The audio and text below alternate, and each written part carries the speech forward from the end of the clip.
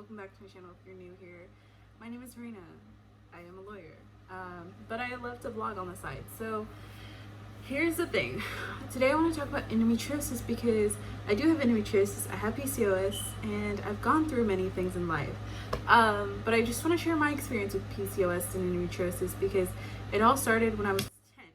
So yes, I know it's very young, but it is something that does happen these days.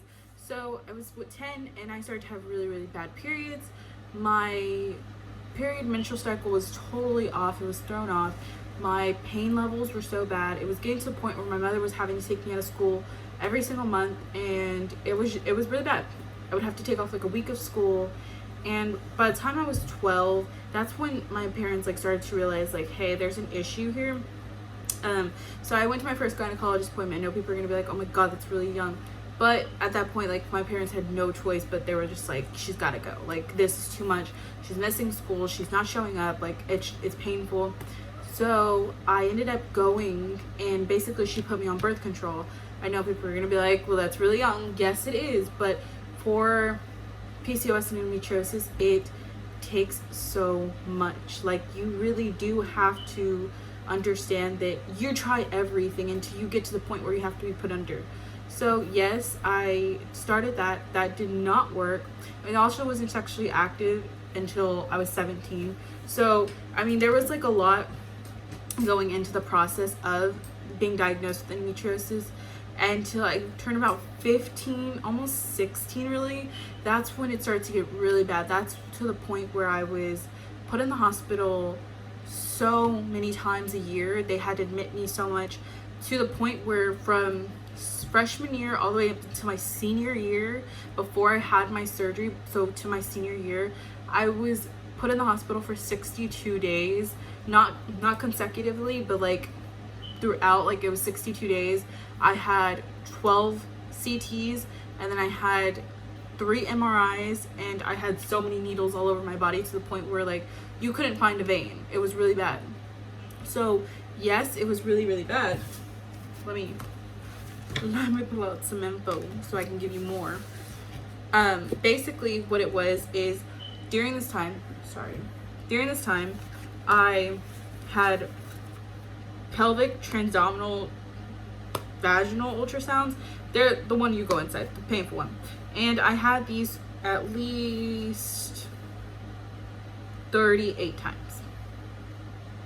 I know people are gonna be like, that is insane. Yes, it is. It's all right here. And they kept checking for ovarian cysts, and I had a few. So basically, I would have a hemorrhagic cyst, I would have ovarian free fluid cyst, I would have thick walls, and then a linear echo. I don't really know what any of this means, so if you don't really know, then that's fine. But I just kind of if you're reading your stuff as well and you kind of hear the same things, then this might be endometriosis. So if you're going through a lot of pelvic pain and you do have transvaginal ultrasounds and you ask for the ultrasound, then and you read it and it's kind of the same, then you most likely do have endometriosis. So basically, I had 4 cysts and I had 2 ruptures. So I had 4 cysts. I had 2 on both of my ovaries my freshman year, and I had 2 my senior year. So my freshman year of high school, I had 2. I had one on my right and one on my left, and the left one ruptured to the point where I was literally bleeding out. It was really bad. They put me under anesthesia, and I had my first surgery to do a DNC. If you don't know what a DNC is, it's basically where they clean you out, flush all the fluids and all that other stuff. It's basically the same thing you get when you have a miscarriage. So yes, they did that. That was my freshman year, and then I was kind of okay for the next year, and then my pain started to hit back again. This is where I started to develop 2 large, golf ball large size cysts, and it was insane. I kept telling the doctors, there is something seriously wrong with me. There is just no possible way I can deal with this pain, go through this trauma anymore, and think that this is okay. I just can't do it. And I love my doctor to death, but it was so bad that she didn't want to put me under. but my pain was so bad. So I was also young, so she was trying to like stretch it out too, and I was just like, no, please put me under now, like at this moment, like I just can't do this. She admitted me in the hospital. That was the first time I was in the hospital for a long period of time. That was about 3 weeks I was in the hospital, and she put me in the hospital. She put me on antibiotics. I might have it here too. So basically she put me on antibiotics. She put me on naproxen, which is a muscle relaxer. Then she put me on Zofran. She put me on 2 forms of Zofran. It's for nausea. And then she put me on tramadol. So the tramadol, because I'm allergic to codeine, so she had to put me on tramadol. The tramadol was only for 2 days. It literally says it was only here for 2 days. And then after that, I quickly realized I was allergic to codeine and morphine. So they ended up going ahead and, hold on, right here. They ended up switching me to Demerol, and then the Demerol was not strong enough. No, I'm not a drug addict, but if you are, no shame. It's just like that, it was not working for me, and that was actually one of the top like medications at the time. So they ended up switching me to Dilaudid. Now Dilaudid was something that they were giving me once a day for 8 days. For 8 days, because the 9th day I had my surgery. So they gave it to me for 8 days, and then the 9th day I was like, I can't do this. My parents had to advocate for me so badly because I was weak. When I say I could not, I'll try to insert a picture, but it's most likely on the thumbnail of where my eyes were completely shut. My parents were like wrapping me up in blankets because I could not function anymore. It was hurting so bad. So the 9th day I had a surgery. Well, the 10th day I had a complication. The 13th day I had another complication. By the 14th day, my parents were livid. Like, I had never seen my dad scream, especially in a women's hospital like that, where he was screaming at my doctor who birthed me. Like, she birthed me and my sister, so her doing my surgery and stuff like that, like, we trust her so much, and we still do. Like, the complications were not her fault whatsoever, and her pushing it to like the 8th and 9th day having a surgery was not her fault at all. It was actually my body could not function because I was also having a issue with my gallbladder. So apparently, if you have ovarian cystic rupture, the rupture fluid can end up in your gallbladder, or it can end up around it. Well, my gallbladder was not functioning, so he ended up having to like tell them like she needs a specialist to see her gallbladder. Again, I was in the women's hospital, so of course that's not something that they do, so they had to get a request out to come in. Like, they had to get a doctor to come into my room. He came in and he gave me this, I don't have it with me because it was a different appointment, but he gave me this like yellow, just, I don't know, it was like a drink. It was so gross. It made me so sick to the point where I was vomiting and vomiting and vomiting, and my parents were just like, we can't do this anymore. What is wrong with her? So they were like, there's nothing we can do. We just need to send her home. She's not bleeding anymore. Her incisions are fine. Her ultrasounds are fine. It's fine. So anyways, they ended up sending me home. Well, when they sent me home, that's when my parents were like, we don't freaking know what to do. Like, there is something wrong. My skin was turning yellow. My hands were brittle. Like, you know how you go in the water and you get like grandma hands? That was me. Like, I would like all of this would be really bad. So anyways, they kind of just were like, let's let her heal for a few days. We'll see another doctor. And we saw another doctor, and he actually was just a general surgeon, and we went to go see him.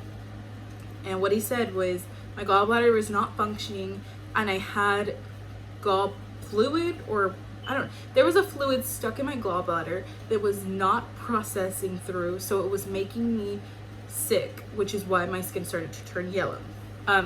I don't know any of the medical terms, so if you do, you can help a girl out. I really don't know, like, I mean, I just have like what I have here, but I don't know like the medical terms for all that. And so what he said was, if the gallbladder fluid is getting bad, most likely your liver and your kidneys will start to hurt more. And by this time, I couldn't drink, I couldn't eat, I had no idea, like, there was just nothing. I couldn't intake anything in my body. So my parents were irritated. They were like, just take her to surgery. It is what it is. Like, we don't have time for this.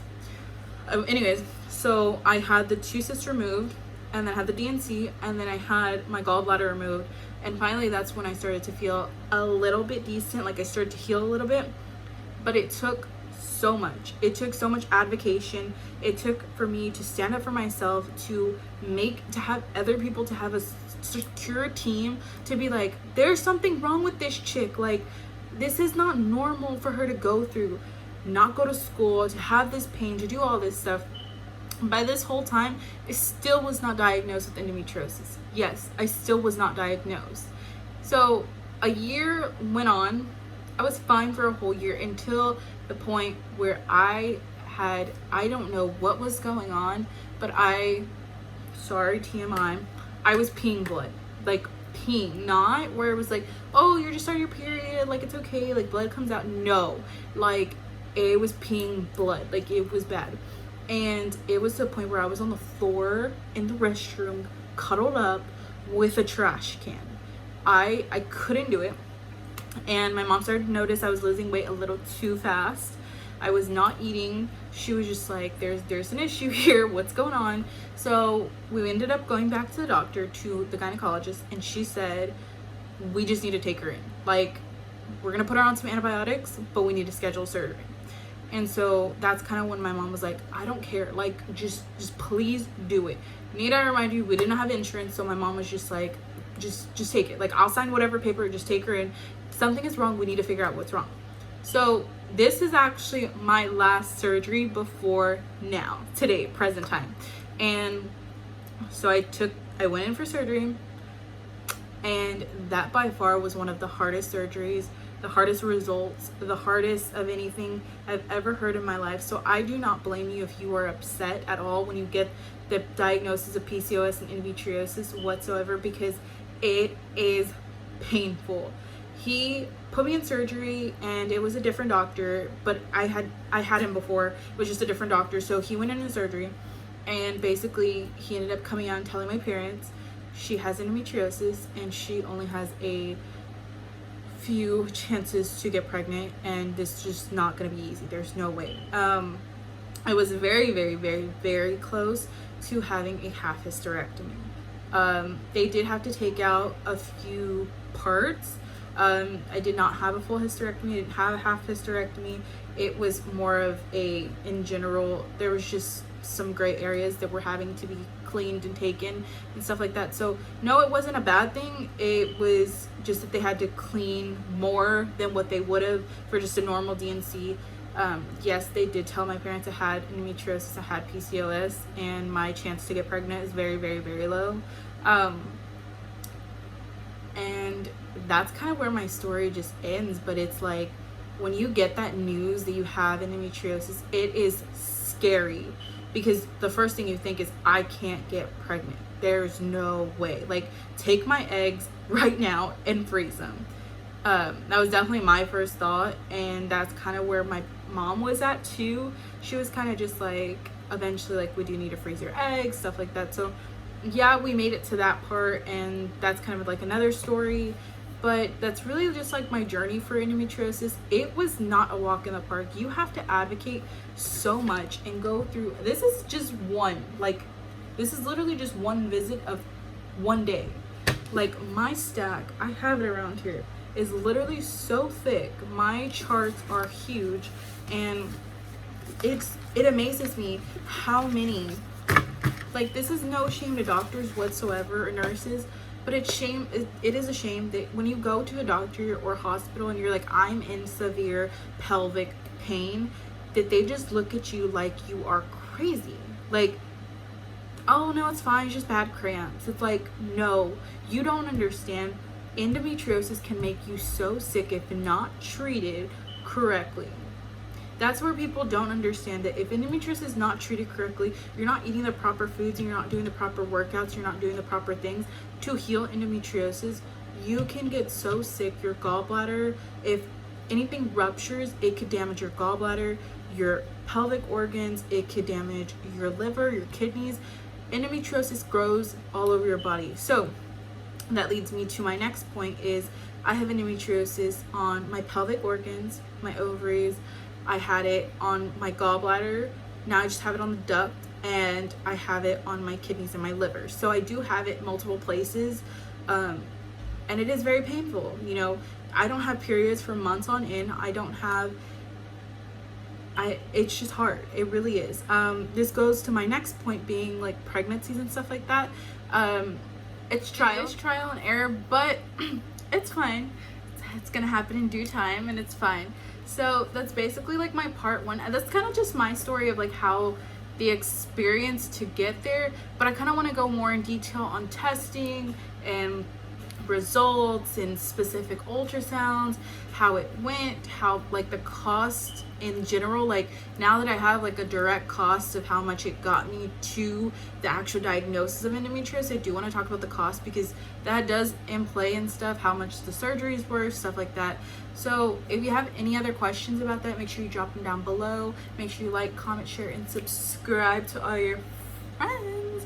And trust me, I will answer your comments and questions, so just like leave them down below. Okay, bye guys.